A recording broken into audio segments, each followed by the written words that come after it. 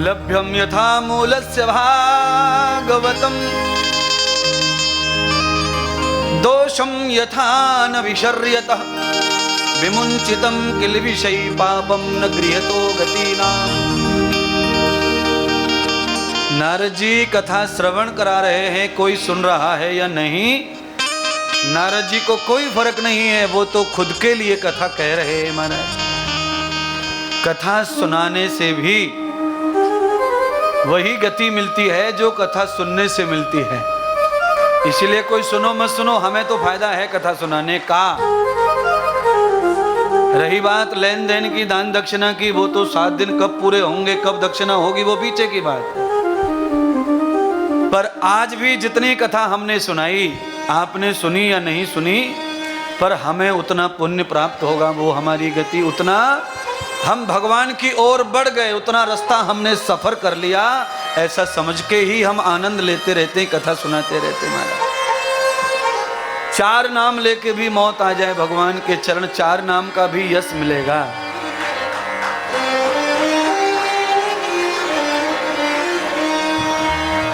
एक घर में 5-6 लोग रहते थे। सभी लोग बड़े भजनी थे, अपने अपने अनुसार सभी भजन करते थे। पर घर में जो बड़ा लड़का था वो बड़ा नास्तिक था। सारे घर वाले परेशान थे उससे। एक भी काम अच्छा नहीं करता और भगवान को मानता ही नहीं था। एक बार सारे घर वाले एक महात्मा जी के पास गए। महात्मा जी से जाकर अपना दुख रोया, महाराज सारे घर के लोग अच्छे हैं, पर एक बेटा जो बड़ा है वो बहुत खराब है। महात्मा जी ने कहा, खराबी क्या है? तो कहा, भगवान को नहीं मानता है, साधु संत महात्माओं को नहीं मानता।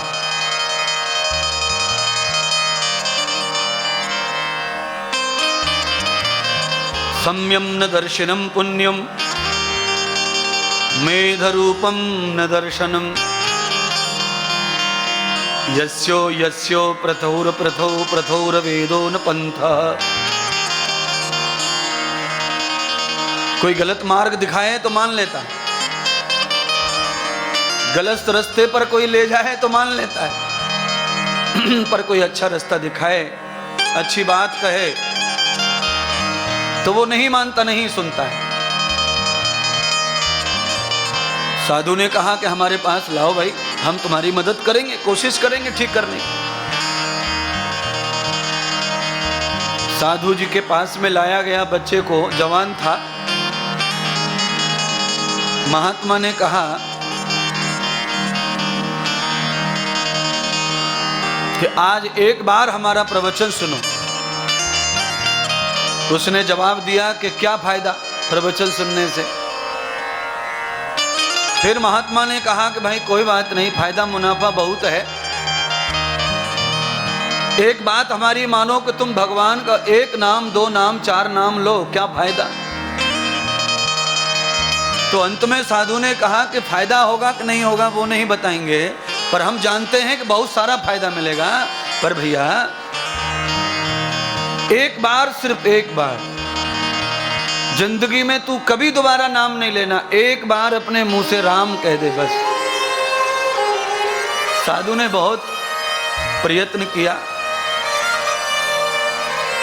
हाथ जोड़े, और जो सच्चे साधु है ना, उनको हाथ जोड़ना, किसी को प्यार देना, किसी को बहुत समझाना, उनके लिए कुछ नहीं, क्योंकि वो किसी भी एक व्यक्ति का भी जीवन बचा लेते पाप से, उसमें ही उनकी साधुता सफल हो जाती है।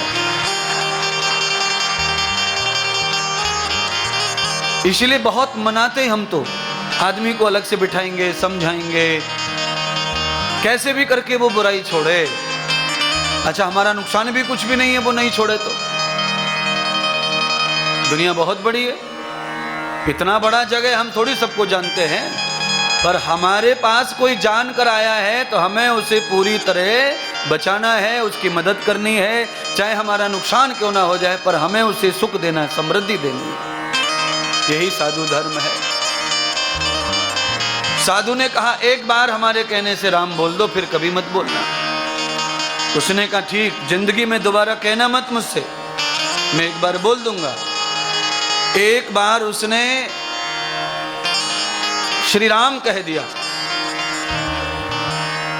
साधु के साथ रहने लगा, श्री राम कह दिया, पर साधु की बात एक भी नहीं मानता था, रहता साधु के साथ में था।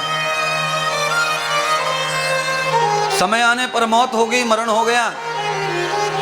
पूरी जिंदगी भर जो पाप किया, इस वजह से उसे यम के दूत उठाकर ले गए। और यम के दूत जब ले गए यमराज धर्मराज के पास में, तो धर्मराज ने कहा इसका खाता खोलो। खाता खोला तो उसके हर श्वास में पाप ही पाप किए उसने जिंदगी भर, पर उसने एक बार पुण्य किया, साधु के कहने से राम का नाम लिया।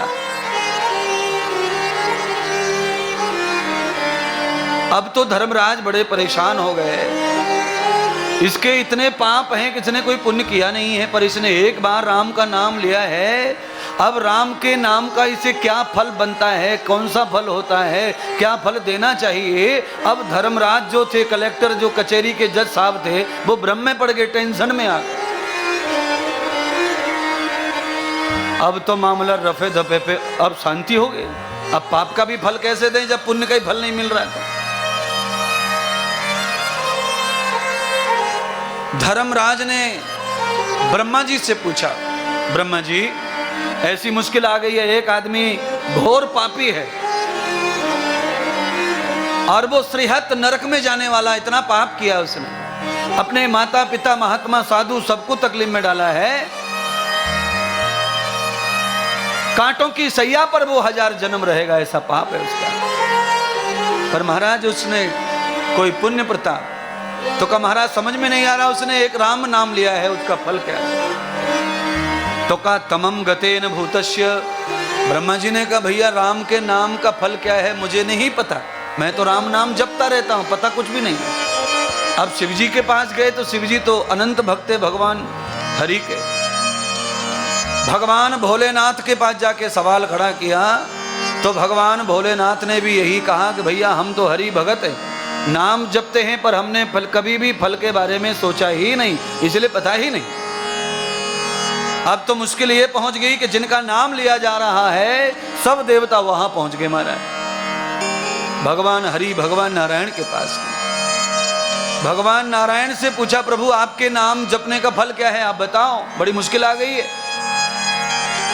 नारायण भगवान ने भी चारों हाथ खड़े कर दिए, कहा महाराज मेरे नाम का फल है मुक्ति करने वाला, पर एक नाम का फल मुझे भी पता नहीं है क्या होता उससे। अब तो बड़ा मुश्किल में पड़ गया महाराज। भगवान नारायण ने ये तो कह दिया कि मेरे नाम जपने से मुक्ति मिलती है, मेरा धाम मिलता है, मेरे चरण मिलते हैं, पर एक ही नाम से चरण मिलते हैं ये उनको भी पता नहीं था। भगवान भी परेशान हो गए। अंत में नारायण जी यमराज ने कहा कि भगवान अब आपके चरणों में ही फैसला है, आप ही बताओ क्या दंड दें इसको। तो भगवान नारायण कहने लगे जब इसे तुम लेके आ ही गए हो मेरे धाम तक, तो अब आप इसके सब छोड़ दो, अब इसे मेरे धाम में ही छोड़ के चले जाओ, बाकी क्या फल मिलता नहीं मिलता इसका रिजल्ट हम नहीं दे पाएंगे। तो कुल मिलाकर ये कथा में आज ये कह रहा हूँ, दृष्टांत ये कह रहा है कि परमात्मा के रोज नाम, हर बार नाम लेने का फल तो भगवान के चरण है ही, लक्ष्मी का वास है ही, पर एक नाम का भी फल ये है कि भगवान के धाम की प्राप्ति दुष्ट को हो जाती है। तो परमात्मा आपको सद्दी बुद्धि प्रदान करे। इसीलिए मैं थोड़ा जोर लगा लगा के आपको प्रॉब्लम में डालता रहता हूँ कि थोड़ा ऐसा कर लो, आप थोड़ा मुझे समझ लो, थोड़ा मेरी मान लो। मेरी मानने से आपका फायदा ज्यादा होगा, मेरा नुकसान होगा, पर मुझे नुकसान पसंद है, आपका फायदा होना चाहिए। मैं आपको भ्रम में डालूं तो मेरा फायदा ज्यादा होगा, मैं ज्यादा नोट इकट्ठे कर सकता हूं आपसे, मैं आपको भ्रम में डाल सकता हूं, क्योंकि मैं कह सकता हूं आपसे तेरा राहु रूठा है, तेरा केतु रूठा है, तेरा मंगल अशांत है, तेरा गुरु खराब है, तेरा फलाना पितर रूठा है, तेरा भैरव बाबा रूठ गया, तेरा पे फलाना, तो तुम सब दक्षिणा ले लेके आओ, अगर उपाय भी मुझसे ही पूछोगे। पर ये गलत प्रोग्राम मैं कभी करता नहीं, मैं केवल तुम्हें उस अंधविश्वास से बचाने के लिए आया हूं। और मैं केवल हरि चरणों से जोड़ने का प्रयत्न करता हूं सबको। पर जो सच्चे मार्ग पर चलते हैं परीक्षा भी उन्हीं को ज्यादा देनी पड़ती है। अब जिनको कुछ लेना देना नहीं उनको परीक्षा भी दी। बोलिए, जिन्हें कलेक्टर बनना ही नहीं है वो काहे को पसीना बहाएंगे रात भर दिन भर? क्यों पढ़ेंगे, क्यों पढ़ेंगे, क्या फर्क पड़ता है? ले लो टमाटर, काम खत्म। 100 रुपए 150 रुपए जो मिलेंगे तो ठीक है, बीवी बच्चे खुश, बंगला बने मत बने रोटी तो मिले, ऐसी बात है महाराज। पर जिन्हें कुछ कर गुजर के जाना है देश में तो उन्हें परीक्षाओं से भी गुजरना पड़ता है। भगवान उनकी मदद करे अगर वो सच्चे हैं। आप सब लोग कैसे हैं मुझे नहीं पता, पर भगवान की भागवत के माध्यम से आगे कथा सुनाते हैं। एक ही नाम की महिमा मैंने कही कि भगवान का धाम प्राप्त हो गया। पर एक बात और है, उसने जिंदगी में गुरु बनाया नहीं तो गुरु के साथ कभी गलती करने का अवसर भी नहीं आया, इसलिए एक ही नाम का फल मिला। वो मानता ही नहीं गुरु फुरु, बनाया ही नहीं। पर गुरु करने के बाद आदमी गलत करे, गद्दारी करे तो फिर समझ लो ठिकाना है नहीं नाम फाम का।